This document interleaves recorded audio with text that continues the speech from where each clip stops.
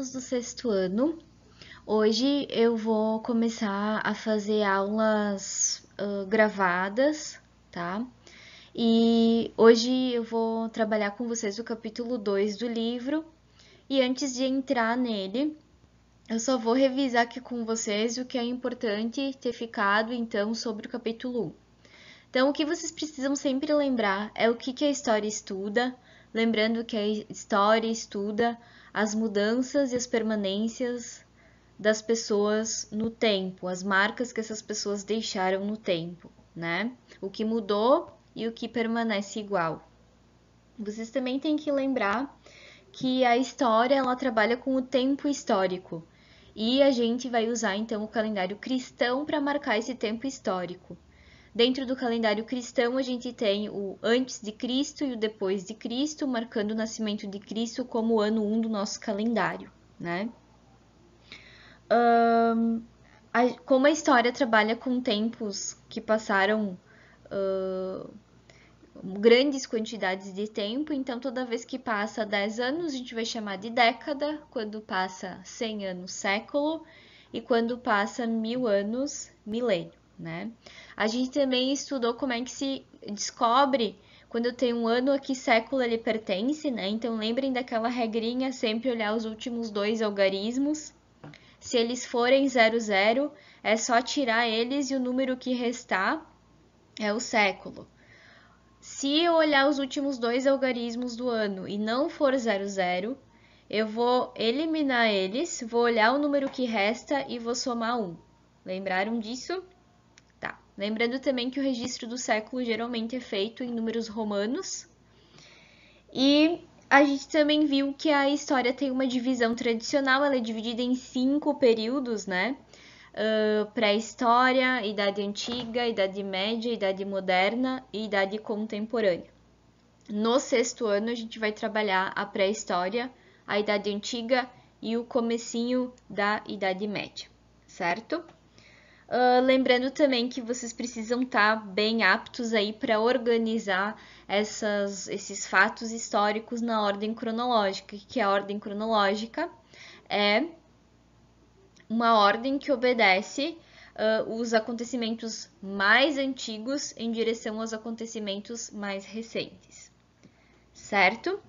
No final das nossas aulas presenciais, eu havia deixado um trabalho avaliativo, que era uma linha do tempo sobre a vida pessoal de vocês, que destacasse 5 fatos importantes na vida de vocês, organizados nessa linha na ordem cronológica, contendo a descrição do fato, o ano que ele aconteceu e uma imagem simbolizando este fato. Esse trabalho já deve estar pronto, espero. Vocês podem então bater uma foto dele e me mandar pelo WhatsApp, ok? Então agora vamos começar o conteúdo novo, tá? Então, essa é a nossa primeira aula à distância. A gente vai trabalhar o capítulo 2, fontes e conhecimento em história. Se vocês quiserem acompanhar no livro, também fiquem à vontade.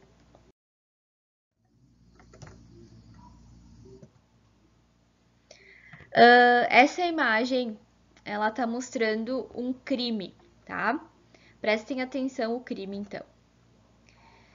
Eu acabei de chegar à cidade e um homem me ameaçou com uma arma. Ele roubou meu relógio, dizia um turista na delegacia. O visitante continuou a descrever o meliante. Ele tinha bigodes. Usava calça azul.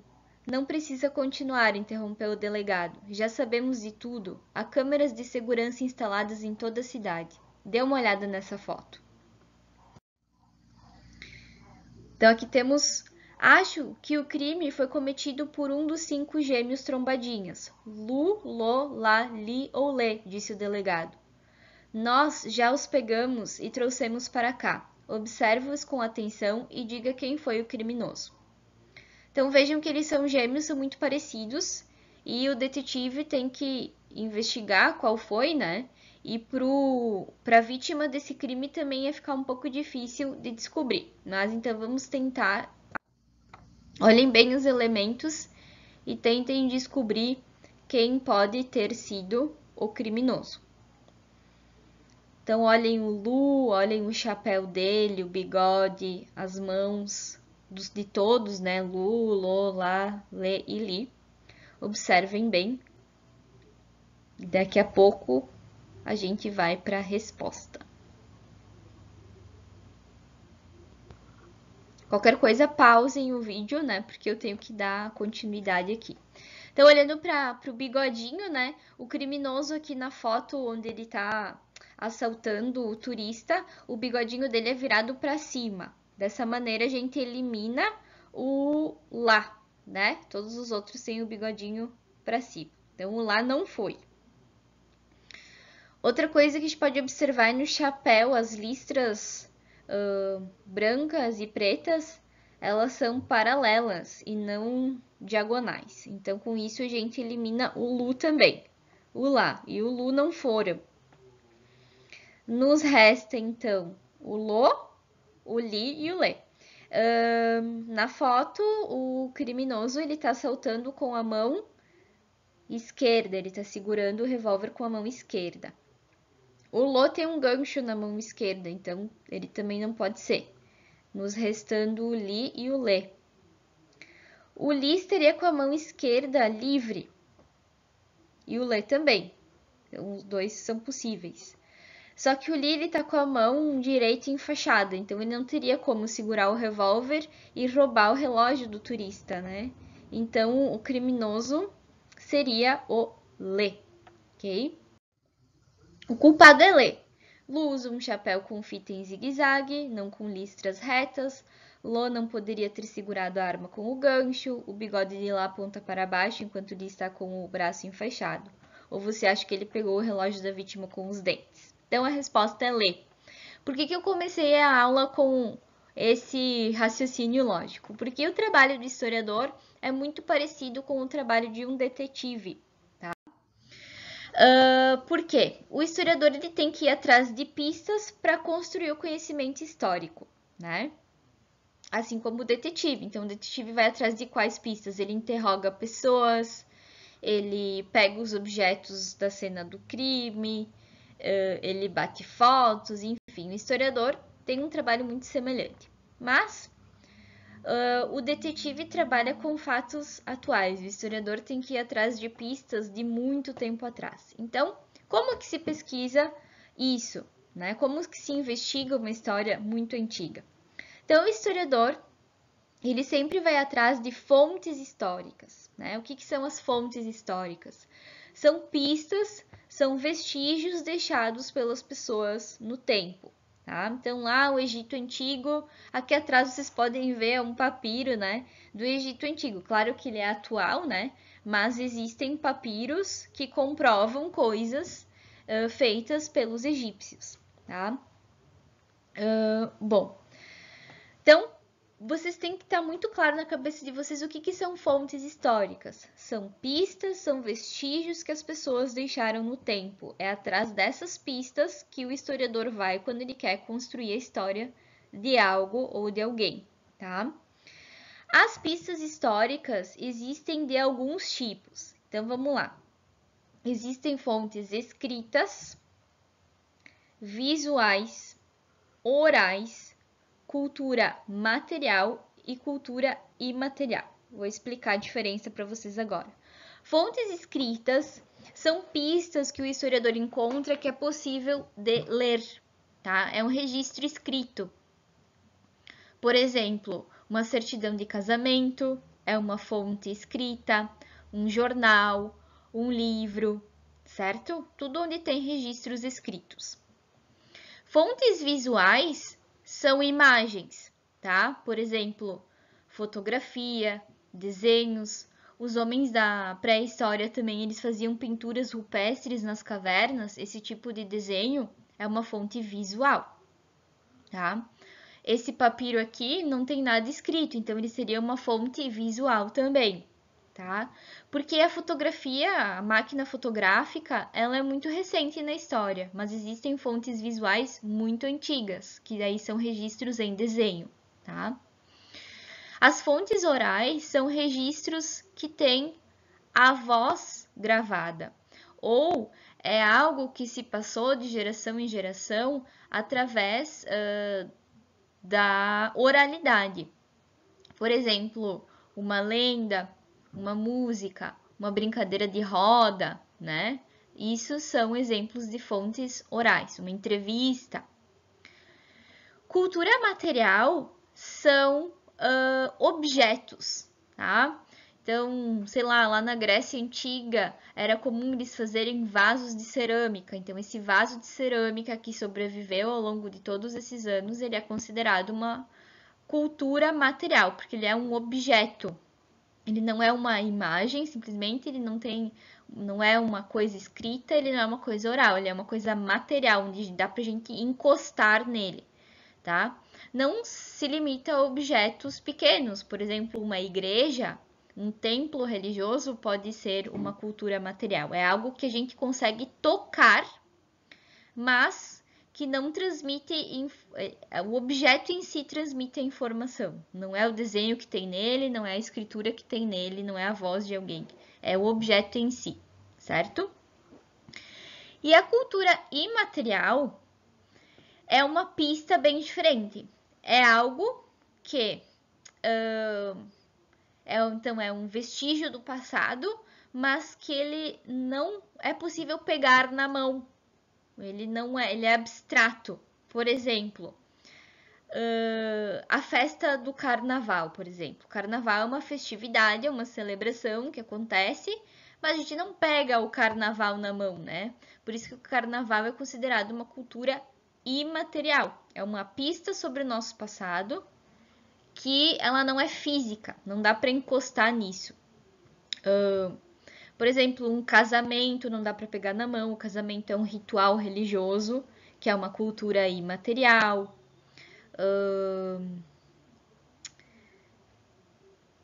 Enfim, vocês podem pensar em várias festividades, vários rituais que a gente faz que não é possível pegar na mão, então eles serão cultura imaterial, certo? Então vamos para exemplos. Vamos supor que eu morri e vocês precisam escrever a minha história, né? Vocês querem descobrir se eu sou casada ou solteira. Então, na minha casa ou no lugar onde eu convivi, o que vocês têm que buscar, né? Numa fonte escrita, para comprovar se eu sou casada, vocês deveriam ir em busca de uma certidão de casamento, por exemplo. Numa fonte visual, um álbum de fotos onde teria registros fotográficos desse evento. Fonte oral, vocês teriam que entrevistar meus familiares, pessoas que conviveram comigo e tirar então informações deles sobre mim. Cultura material. Se eu uso um anel no dedo específico de quem usa aqui em casa, então esse anel ele pode ser considerado uma fonte material. Fonte material aqui, aí a fonte material sobre alguém específico, ela teria que ser usada junto com as outras fontes, né? Então o próprio ritual do casamento, eu passei pelo ritual do casamento, vocês só vão saber se eu passei por ele através de uma fonte oral, visual, escrita ou material, né? E aí então vocês teriam uma fonte imaterial. Entendido? Então o que tem que ficar claro na cabeça de vocês? O que são fontes históricas, os tipos que existem e me dá exemplos de cada tipo, certo? Vamos seguindo então. Eu sugiro que vocês, no final dessa apresentação, eu vou falar um modo que vocês podem organizar todas essas informações no caderno, tá? Mas aqui tem uma atividade que vocês podem fazer. Então, olhem aqui. Vocês têm aí uma tabela indicando fontes históricas, escrita, visual, oral, cultura material e imaterial. E aqui embaixo tem exemplos. E aí a ideia é vocês colocarem esses exemplos em cada categoria, tá? Então vocês têm aí fotografia, vestimentas, cantigas, brinquedos, móveis, pinturas, diários, lendas, desenhos, entrevistas, leis, cartão postal, cédula de identidade. Acabei de me dar conta que aqui não tem nenhum exemplo de cultura imaterial. Então, eu vou deixar a critério de vocês completarem aí na cultura imaterial 2 exemplos de festividades e celebrações, e não pode ser nem casamento, nem carnaval, que foi os exemplos que eu usei, certo? Bom trabalho. Podem pausar o vídeo e aqui eu já vou mandar a correção, tá, para vocês. Então, fotografia é uma fonte visual. Vestimenta, cultura material. Vestimenta são roupas, tá? Cantigas, oral. Brinquedos, cultura material. Móveis, cultura material. Pinturas, visual. Diários, escrita. Lendas, oral. Desenhos, visual. Entrevistas, oral. Leis, escrita. Cartão postal, escrita e visual também. E cédula de identidade, escrita. Na cultura imaterial, vocês podem colocar aí outras festividades, festa de São João. Outra coisa bem legal na cultura imaterial é religião, tipo o cristianismo, qualquer outra religião, vocês podem colocar como cultura imaterial, porque a gente não segura uma religião na mão. Qualquer crença vocês podem colocar ali. Brincadeiras, que não é um brinquedo, é uma brincadeira, também vocês podem colocar aí, tipo pega-pega, esconde-esconde, jogo da amarelinha. Tudo isso é cultura imaterial, tá? Então sejam criativos e coloquem aí na cultura imaterial o que vocês desejarem. Gente, com o suporte do livro, nas páginas 24, 25 e 26, vocês vão ter aí figuras e textos que vão ajudar vocês a procurar mais exemplos de fontes históricas e vocês podem ir acrescentando eles na tabela, tá? Seguindo, então, que outros profissionais ajudam o detetive na investigação de um crime, né? Então, a gente pode pensar que o detetive ele pode ser auxiliado por um perito, enfim, tem uma infinidade aí de profissionais, por um policial, né, que vai ajudar o detetive. O historiador não é diferente. O historiador ele não constrói a história sozinho, ele precisa de outros profissionais. Na página 27, vocês têm aí exemplos de profissionais que auxiliam o trabalho do historiador, mas a gente pode citar aqui o arqueólogo, tem o arqueólogo marinho, o geógrafo, sociólogos, antropólogos, e enfim.